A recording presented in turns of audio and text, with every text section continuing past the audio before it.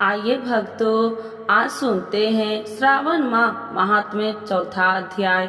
तो एक बार बोलिए प्रेम से शिव जी की जय, माता पार्वती की जय, गौरी पुत्र गणेश भगवान की जय। धारणा पारना मशोक वास व्रत और रुद्र वर्तिका वर्णन में सुगंधा का आख्यान। ईश्वर बोले, हे सनत कुमार, अब मैं धारणा पारना व्रत का वर्णन कहूँगा। प्रतिपदा के दिन से आरंभ करके सर्वप्रथम पुण्य हवाचन करना चाहिए। इसके बाद मेरी प्रशंसा के लिए धरना पढ़ना व्रत का संकल्प करना चाहिए। एक दिन धरना व्रत करे और दूसरे दिन पारना व्रत करे। धारण में उपवास तथा पारण में भोजन होता है। श्रावण मास के समाप्त होने पर सबसे पहले पुण्य वाचन करना चाहिए। इसके बाद हे मानद आचार्य तथा अन्य ब्राह्मणों का वरण करना चाहिए। तत्पश्चात पार्वती तथा शिव का स्वर्ण निर्मित प्रतिमा को जल से भरे हुए कुंभ पर स्थापित कर रात में भक्ति पूर्वक पूजन करना चाहिए तथा पुराण श्रवण आदि के साथ रात भर जागरण करना चाहिए। प्रातः काल अग्नि स्थापना करके विधि पूर्वक होम करना चाहिए। त्र्यंबकम इस मंत्र से तिल मिश्रित भात की आहुति डालनी चाहिए। उसी प्रकार शिव गायत्री मंत्र से घी मिश्रित भात की आहुति डालने और पुनः षडाक्षर मंत्र से खीर की आहुति प्रदान करे। तदंतर पूर्ण आहुति देकर होम का समापन करना चाहिए। इसके बाद में ब्राह्मणों को भोजन कराना चाहिए तथा साथ ही आचार्य की पूजा करनी चाहिए। हे महाभाग, इस प्रकार से उद्यापन संपन्न करके मनुष्य महाहत्या आदि पातकों से मुक्त हो जाता है।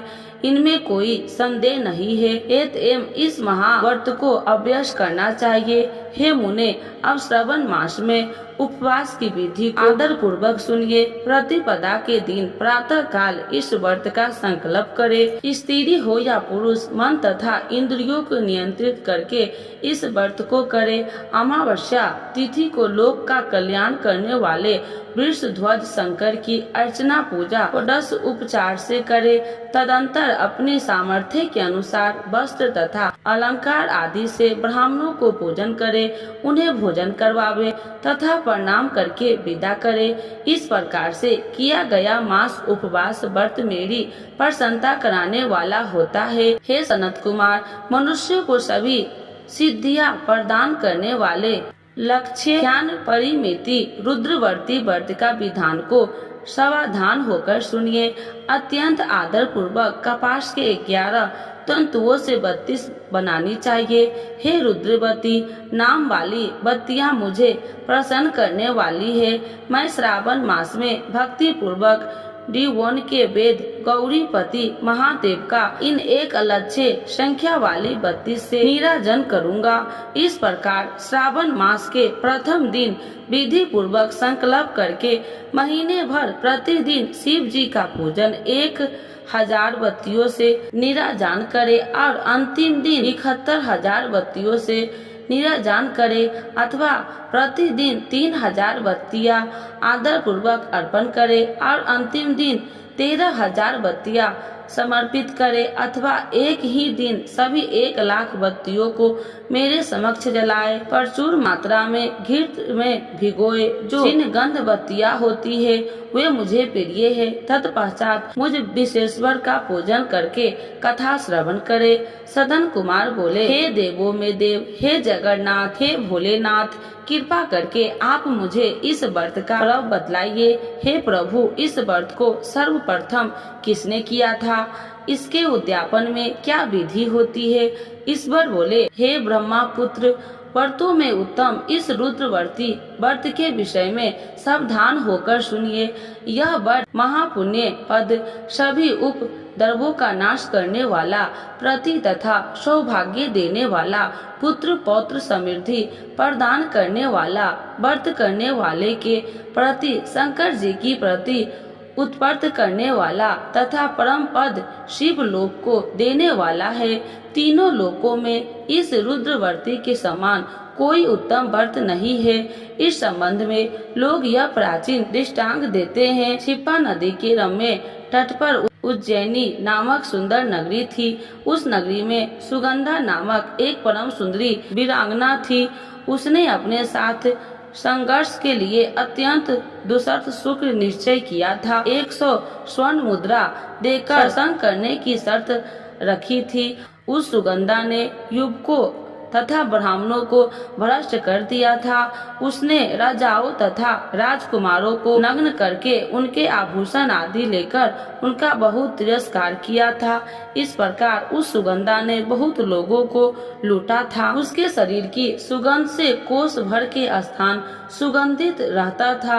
वह पृथ्वी पर तल रूप लावण्य और क्रांति की मानो निवास स्थली थी।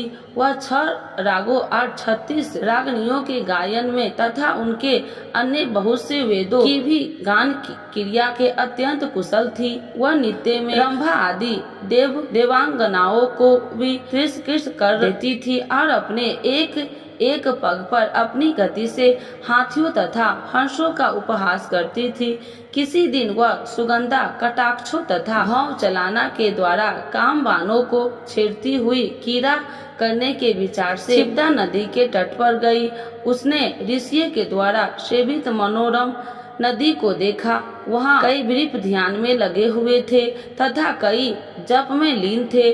कई शिव चर्चा में रत्न थे तथा कई विष्णु के पूजन में तल्लीन थे। हे महामुने, उसने उन ऋषियों के बीच विशिष्ट को देखा। उनके दर्शन के प्रभाव से उसकी बुद्धि में धर्म प्रवृत्ति हो गई। जीवन तथा विशेष रूप से विषयों से उसकी विरत हो गई। वह अपना सिर झुकाकर बार बार मुनि को प्रणाम करके अपने पाँव के निवृत्ति के लिए मुनि श्रेष्ठ वशिष्ठ जी से कहने लगी। सुगंधा बोली, हे अनाथनाथ के विपेंद्र, हे सर्व विद्या विशारद, हे योगी, मैंने बहुत से पाप किए हैं। अतः हे प्रभु, उन समस्त पापों के नाश करने के लिए मुझे उपाय बतलाइए।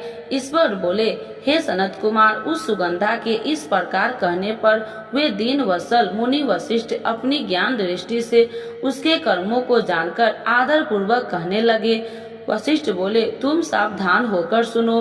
जिस पुण्य से तुम्हारा पाप का पूर्ण रूप से नाश हो जाएगा, वह सब मैं तुम से अब कह रहा हूँ। हे भद्रे, तीनों लोकों में विख्यात वाराणसी में जाओ। जहाँ जाकर तीनों लोकों में दुर्लभ महान पुण्य देने वाले तथा शिव के लिए अत्यंत प्रीतिकर रुद्रवर्ती नामक व्रत का उस क्षेत्र में करो।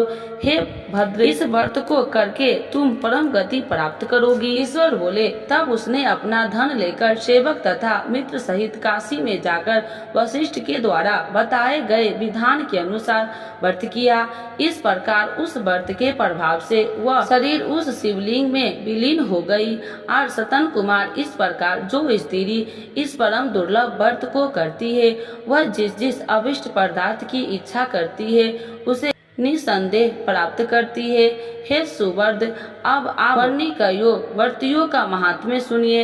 हे विपेंद्र, उन वर्णिकयो व्रतियों के व्रत से स्त्री में अर्ध आसन की अधिकारिणी हो जाती है और महाप्रलय पर्यंत वह मेरे लिए प्रिय रहती है। अब मैं इस व्रत की संपूर्णता के लिए उद्यापन का विधान बताऊंगा। चांदी की बनी हुई नंदेश्वर की मूर्ति पर आसीन सुवर्ण भय भगवान शिव की पार्वती सहित प्रतिमा को कलश पर स्थापित करना चाहिए और विधि के साथ पूजन के रात्रि में जागरण करना चाहिए। इसके बाद प्रातः काल नदी में निर्मल जल में विधि पूर्वक स्नान करके 11 ब्राह्मणों सहित आचार्य का वरण करना चाहिए। तत्पश्चात रुद्र सूक्त से अथवा गायत्री से अथवा मूल मंत्र से घी, खीर तथा बेल पत्रों को होम करना चाहिए। इसके बाद पुण्य आहुति होम करके आचार्य आदि की विधिवत पूजा करनी चाहिए तथा सप्तनिक 11 उत्तम वीरों को भोजन कराना चाहिए। हे सतन कुमार, जो स्त्री इस प्रकार से व्रत करती है वह समस्त पापों से मुक्त हो जाती है। तत्पश्चात विधान पूर्वक कथा सुनकर स्थापित की गई समस्त सामग्री ब्राह्मणों को दे देनी चाहिए। इससे निश्चय रूप से 1000 अश्वमेध यज्ञ का फल प्राप्त होता है। इस प्रकार श्री स्कंद पुराण के अंतर्गत श्रावण मास महात्म्य में चौथा अध्याय पूर्ण हुआ। तो एक बार बोलिए प्रेम से शिव जी की जय, माता पार्वती की जय, गौरी पुत्र गणेश भगवान की जय।